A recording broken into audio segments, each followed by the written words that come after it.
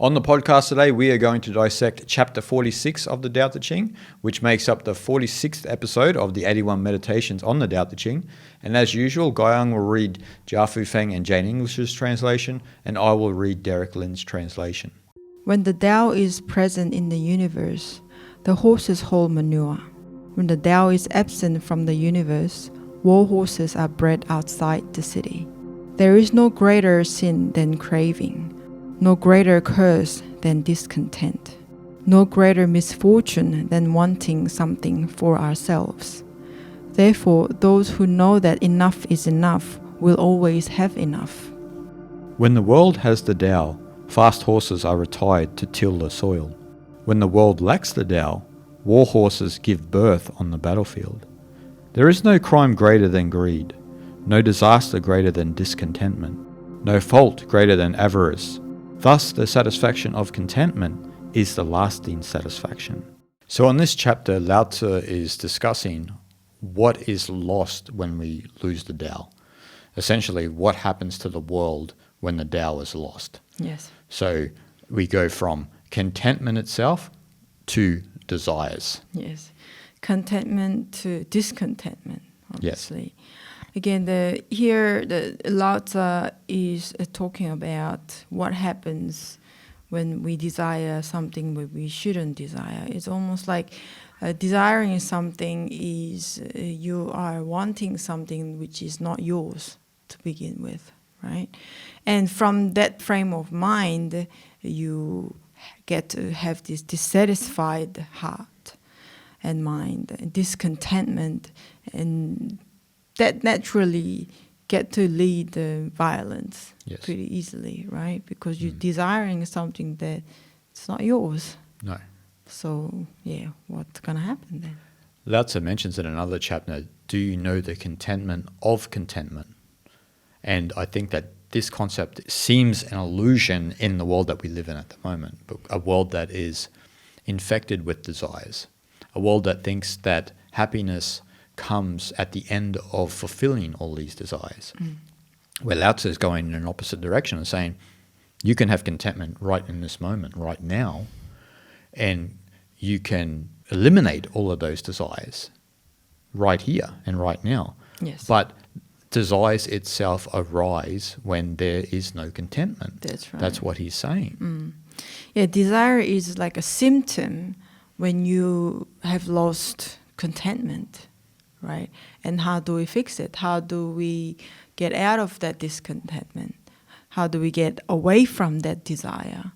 Is from having that satisfying heart, contentment, really. Yes. Those who are satisfied don't need anything, right? That's what fulfillment is. And that's actually what the Tao Te Ching should do to you. It should fill your heart full of contentment and humility and compassion and essentially joy. Yes. Not because you got something from it, but it gave you a way of dissociating with desires of what the world thinks is right and wrong. And you've just come back to this state of ananda, of unassociated bliss. Yes. And so when you're in a state of unassociated bliss, you are naturally content. You don't need anything. You could buy someone a Ferrari.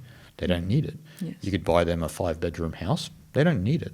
They're content with less. Yes. They feel better with less, right? You and I have lived in big places and small places and everywhere in between. And it's always about what we feel comfortable in, right? It's about what we feel content in. And usually it's in less. It's not in more.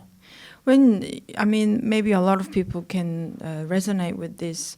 When I feel like when we have like a big place and a lot of things, feel a lot of burden. Yeah.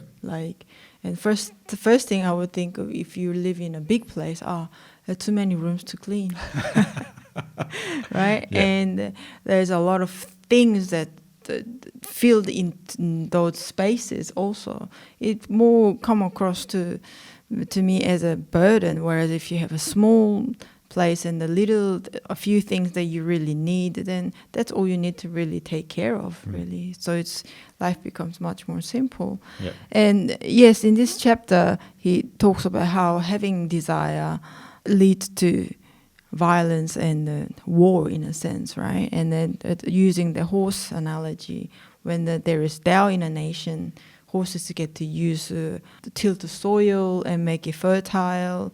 So they use it for farming, which brings crops to feed the people in the village and whatnot. Yeah.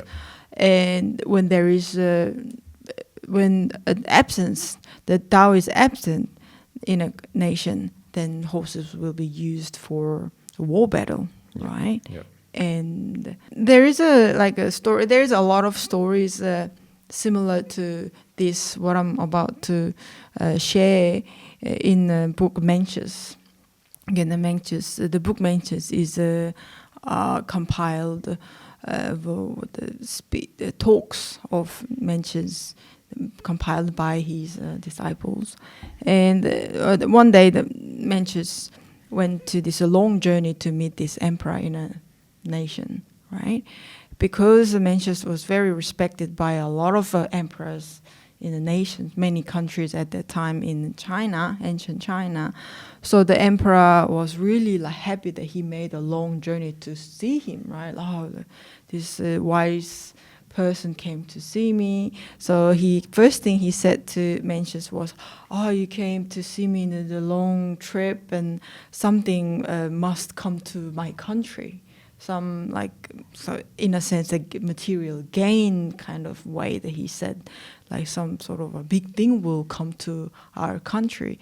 And then Mencius was kind of straight away, he scolded the emperor, like, how can you think that first as a king of a nation, that if emperor would start to think like that, what's going to happen to the people who are serving for the king and also people below him and also just the ordinary citizens, that'll ruin the entire country basically. So emperor shouldn't bring the material gain before benevolence basically. So he really scolded him, and he basically said, you can't be satisfied unless you take something what's not yours when motivated by gain over benevolence. So how much he emphasized on not to desire something that you shouldn't be desiring. Yep. So desire always arises from the discontentment, so that you want to take something what is not yours. Yes.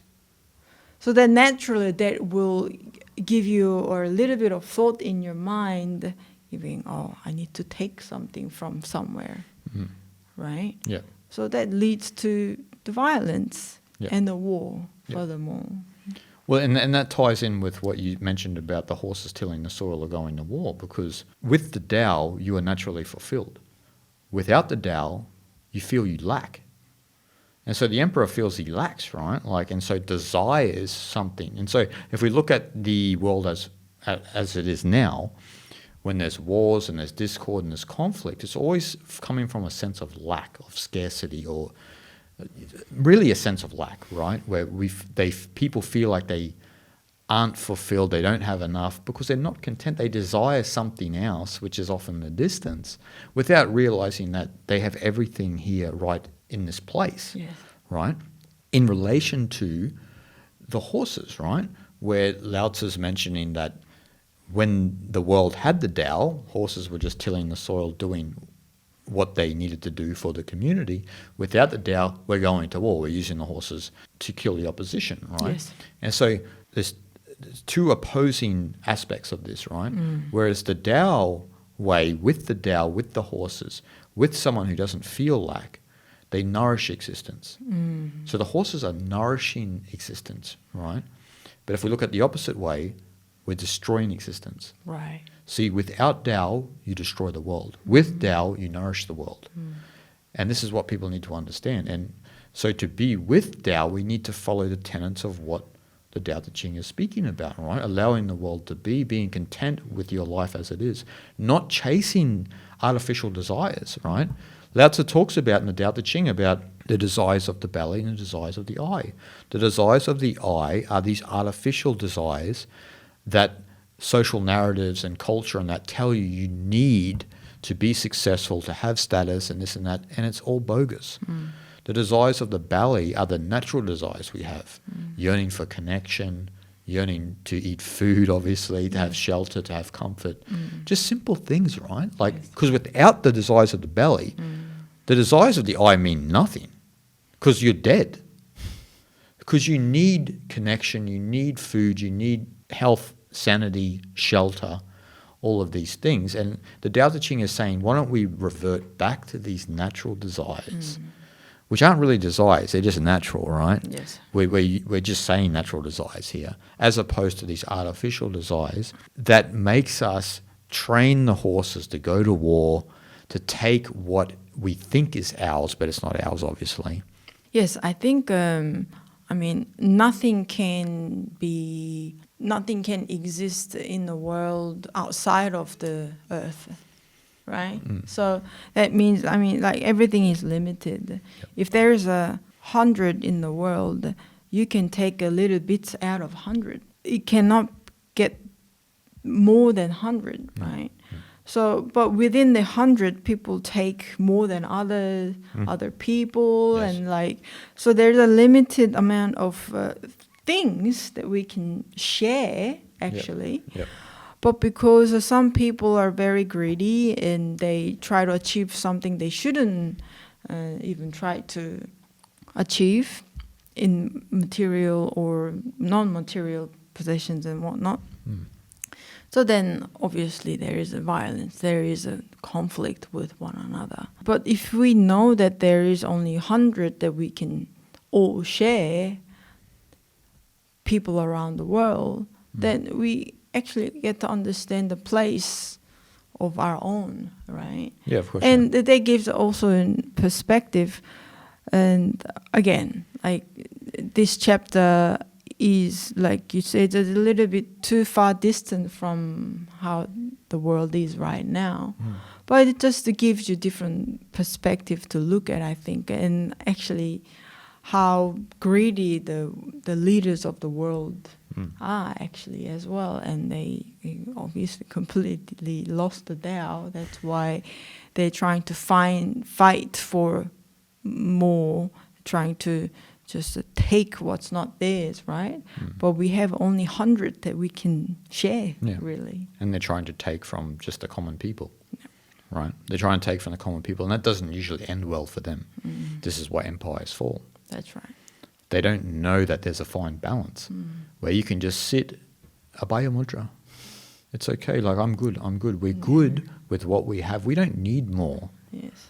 But it's this yearning for excess. It's this yearning for just more and tapping into these desires, which destroy the world.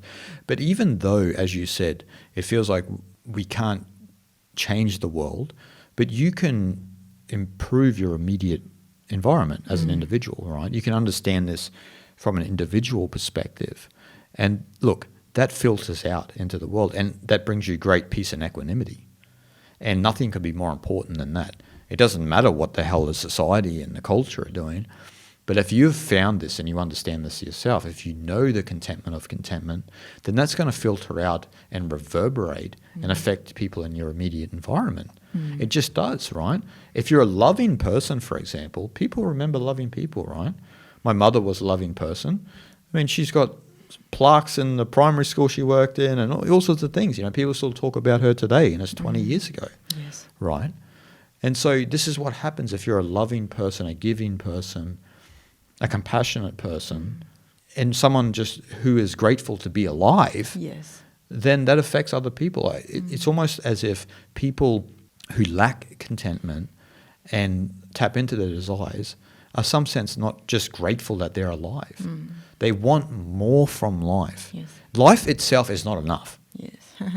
Oh man, look, I exist, right? This is Sat Chit Ananda, right, in the Upanishads. This concept of existence, consciousness, and bliss. If you understand that you exist, there's a great bliss in that, just in tapping into I exist. Not I exist and something, right? And so I think that that's where we are all trained incorrectly as children.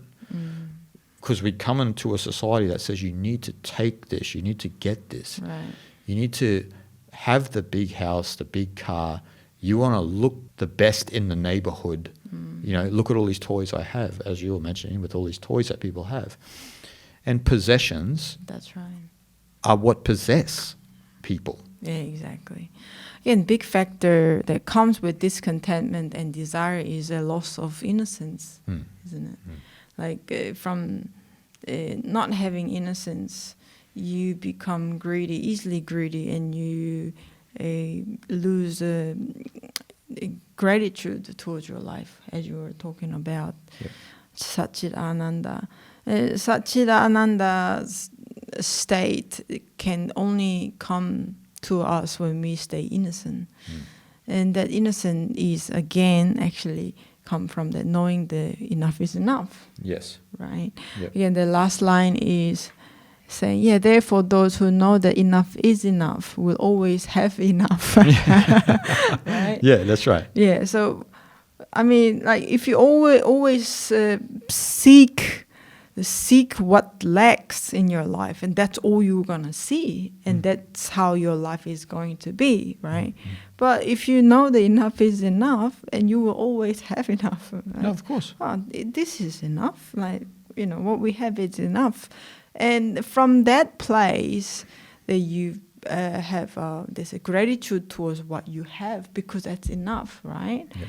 Not too much, not too less, that's enough. And again, from that place, you also will get to have that innocent mind.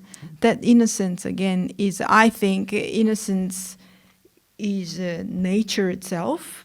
Yep. And that is the greatest gift to us all, so that it's something that we need to continue to keep that in our heart.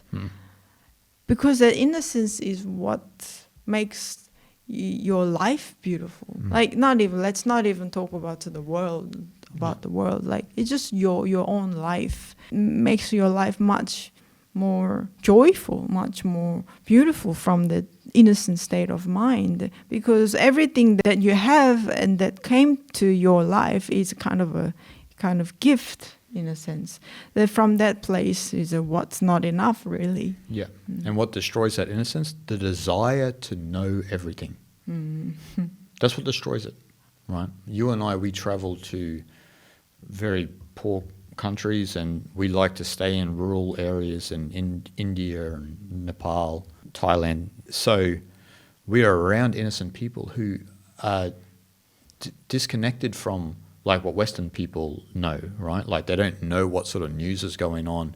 They don't need to know about this type of political situation. And their hearts are so pure. It's almost embarrassing to be around them, because you realize inside yourself that you are a kind of a faulty human. How useless to know what we know, really. Yeah, like, it's pretty useless to almost having this access to too many things. Yes. Really. We don't, it's definitely useless. It's useless. Like, this is why watching the news and this is completely useless. It's not that you don't hear about important things. Like, you and I heard about the tragedy in Libya recently, right? And so it's tragic.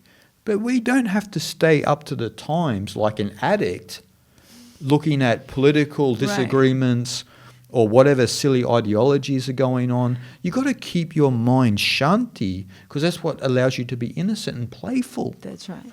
And that's why you and I love being in India, for example, right? Because if we're having a tea on Pradakshina Road in Tiruvannamalai, the local Tamil people, they don't know any of this. All that's important to them, Arunachala, Shivaji, that's it. Yes. Oh, you like our God? Yeah, of course. That's why I'm here. Yeah, they love you. Yes. And there's not, like, and the connection is more pure. It's not about like what their political understanding is, or do you like this or that. It's just a real innocent conversation that has a great flow to it. Yeah. We've taken people there a lot, right? And one of our American friends, Scott, had a conversation with an Indian gentleman, first time out of the blue, but he was saying that there was like a real purity to the conversation, even though they could barely understand what each other was saying. But the connection is deeper, right? Right. The connection is deeper than if you know as much as the other person knows. Where all you're then doing is it's just verbal diarrhea, clashing with each other, right? And this is a little bit to what Lao Tzu was saying about unlearning, because he was saying in the sense that learning, not just the Confucian mentality, but learning itself is like constantly learning, right? Is flawed because you're operating from the desire to know. It's a desire in and of itself. Whereas, as you're alluding to, unlearning is the abiding in innocence. It's just, look, I don't know about that, and do I need to know that, or how does that improve my life? Actually, we witnessed that with our young children, actually, because they are exposed to the online world at a young age, so they know a lot. Maybe things that they don't need to know, but they do know.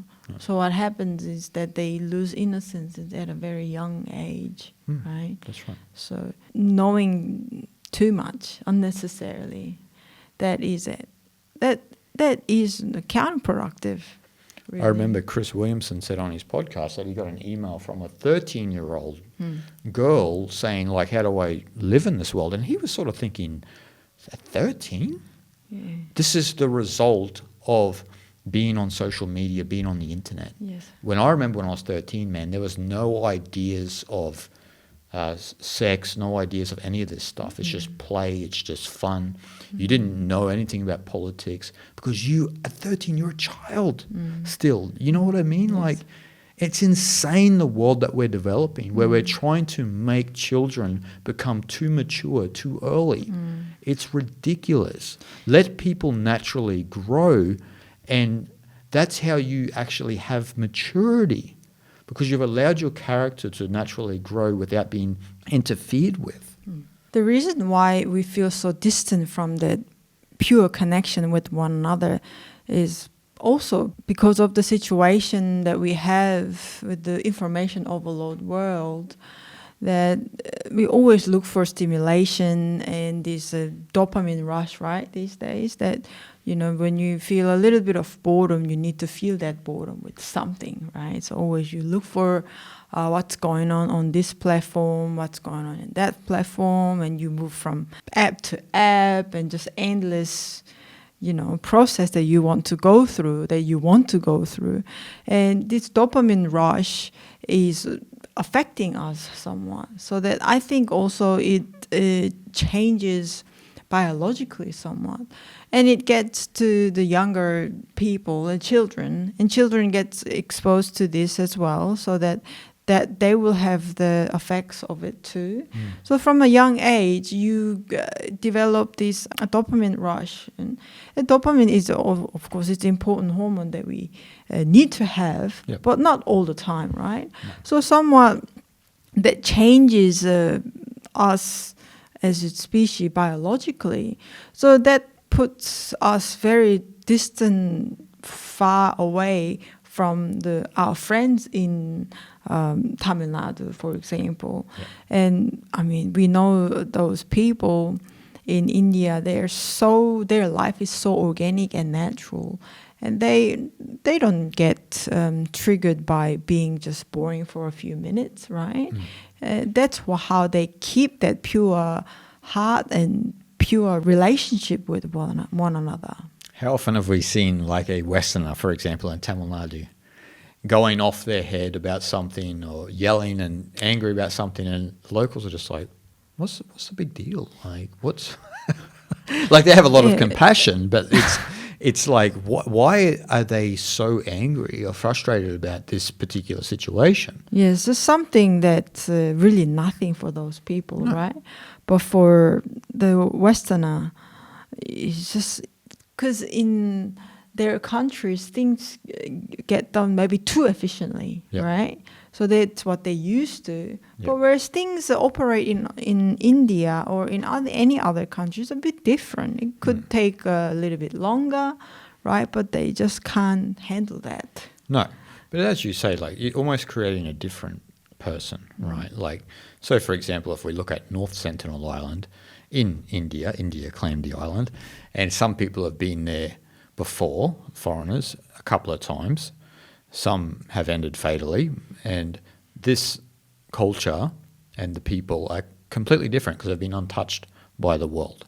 And so they might look at us and think what we might look and sound, and our energy may feel alien to them, right? And we have all of these things like planes and computers and phones, and it seems like we're off planet according to those people, right? Because they're really untouched by the world. They don't know what's sort of going on outside of their own local area. Yes.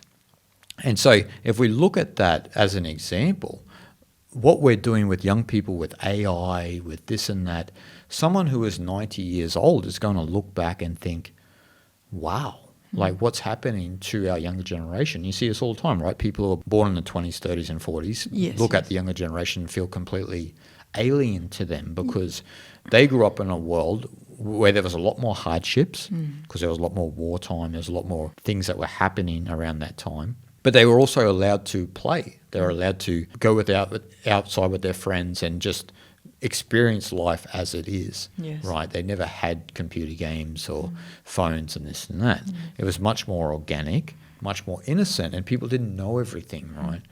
And so that's a big thing. And so what we're seeing in the modern day is young people, unfortunately, in the youngest generation at the moment, will probably grow up with artificial intelligence, which will outsource a lot of things that are very natural to you and I. The concept of grammar, the concept of noun and verbs, and these things may disappear. And then the character of the individual can't shine through because if they've outsourced all of their skills to robots. Yeah, that's right. Again, like grammar is something most basic rule in our languages that we actually get to learn at school very in detail as well. So nowadays some publishing house don't even use that many editors anymore because there is that AI. Yeah, I know. And that's terrible, right? Like, so people are going to lose jobs and this and that because of artificial intelligence. Yes. Whereas even editors have their own character in editing. AI don't have it. AI is just a clean slate, just does it to a T, but it has no character. Yes. There's no naturalness. And especially for younger generation and the children, in this sort of social circumstance, they only develop a lot of fear to the world because they just don't go outside and play, and they just communicate with the screens.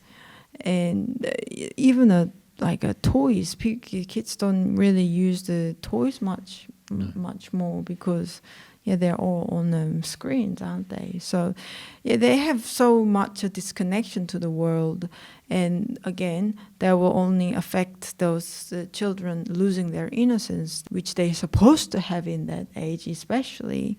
But that's how you lose connection with the real world, and you only be fearful of the real world outside, right? Whereas that's the real world, right? And when we were children, we could just go out and play without getting monitored by our parents or any adults around, right? But from that circumstance, you get to learn on your own, right? You make mistakes, and you maybe fall from a tree, or you cut yourself and whatnot, and that sort of experience accumulates, and that's how you learn what to do and what not to do, and when to do specific things, and you learn to be humble at the same time, right? And all those experiences make your life only rich, and that gives you great memories when you grow up as well. So its natural environment, it becomes ever more important than before. That's right. Today, That's right. And speak to that. A lot of people and a lot of kids in schools now only use iPads and things of this nature, and handwriting is becoming a thing of the past. Yeah, it's very sad that they don't even use pencils and rubber anymore. They stationaries. Like, I mean, we all have the memories that when we start new semester, that we just get excited, get a new notebook, new textbook, right? New the color pencil and things like that, right? But there is no more of that kind of excitement anymore for children nowadays. They would think I'm crazy writing a whole book by hand. Yeah, and by hand, the handwriting only you can understand. So, It's coded, I'm telling you. Encrypted. Yeah, that's right. But in speaking about what we've been speaking about, like the illusion that we're creating through all of these means of technology, through social media, through the way we're training our children, and through just the general mentality, and this even goes back to Lao Tzu because he mentions it in the Tao Te Ching, is this delusion that all desires can be fulfilled. And so that's where humanity is at, right? Most people think that they can fulfill all their desires. And so then you're on this perpetual loop of samsara, where instead of eliminating your desires and jumping off the wheel of samsara, we're jumping on the wheel of samsara, and we just want to live life after life because we've got more desires to fulfill. Yes, we need to fulfill that desires. So then that is counterproductive to living a content and full life. Yeah, exactly. Again, going back to this chapter, that's what happens when you lose the Tao in your life, right? The life without Tao, world without the Tao, right?